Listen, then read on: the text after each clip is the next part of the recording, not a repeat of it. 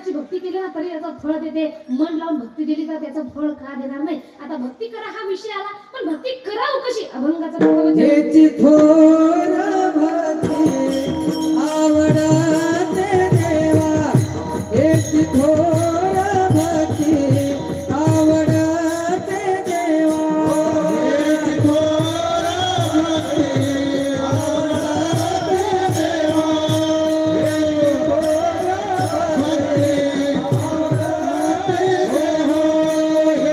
थोर भक्ती आवडते देवा एक थोर भक्ती आवडते देवा थोर भक्ती आवडते देवा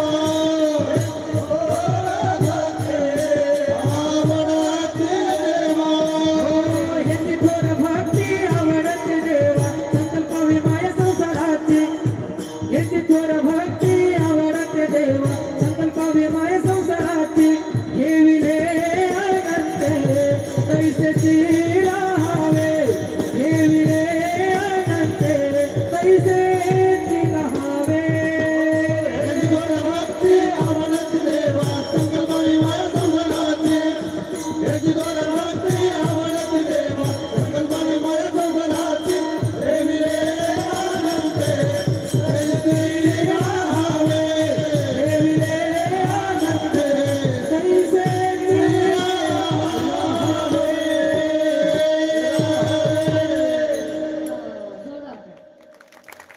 भक्ती करायची हे सगळ्यांना कळालंय, पण भक्ती कशा प्रकारे करावी महाराजांचे ते ह्याची खरं भक्ती हीच भक्ती तुला भगवंताला आवडते. आधी काय करा, संकल्पावी माया संसाराची, आपल्या संसाराच्या मायाचा संकल्प भगवंताच्या पायाशी करा. ही भक्ती भगवंताला सगळ्यात जास्त आवडते. का? कारण जोपर्यंत हा संसार मनुष्याच्या डोक्यामध्ये तोपर्यंत मनुष्य भक्ती मार्गाला लागू शकत नाही. म्हणून त्यांनी सांगितले की इथं आल्याच्या नंतर आधी काय करा, संकल्पावी माया संसाराची. विठ्ठल विठ्ठल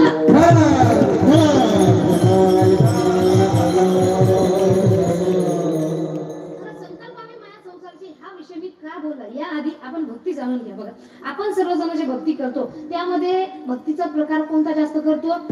उपवास, बरोबर ना?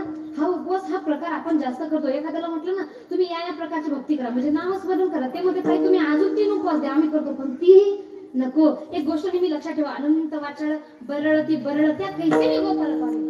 एखादा व्यक्ती उपवास करत असेल, व्रत करत असेल, पण मनातून जर समोरच्या बद्दल शिवीगाळ करत असेल तर त्याचं फळ त्या व्यक्तीला लागणार नाही. मग उपवास करतात, उपवासाचा नियम आहे की आपण मनातून कुणाबद्दल वाईट चिंतन करायचं नाही, आणि उपवास करतो त्यावेळेला भगवंताचं चिंतन आपल्या मनातून झालं पाहिजे. म्हणून या प्रकारची भक्ती आपण करत नाही. संतांनी सांगितले काय की संत ज्ञानेश्वर महाराज ज्ञानेश्वरी मध्ये लिहितात, तुम्ही व्रते नियमून न करावे, शरीरातील न पिडावे, दुरी केही न भजावे तीर्थासी. एकदा कोणतं व्रत नियम होत नसेल तर करू नका, या शरीराला त्रास देऊ नका, होत नसेल तर तीर्थाला जाऊ नका. कारण विचार करा महाराज, आपण तीर्थाला जातोय आणि घरच्या माय बापाला उपाशी मारतोय, आपल्या तीर्थ कामी आहे का?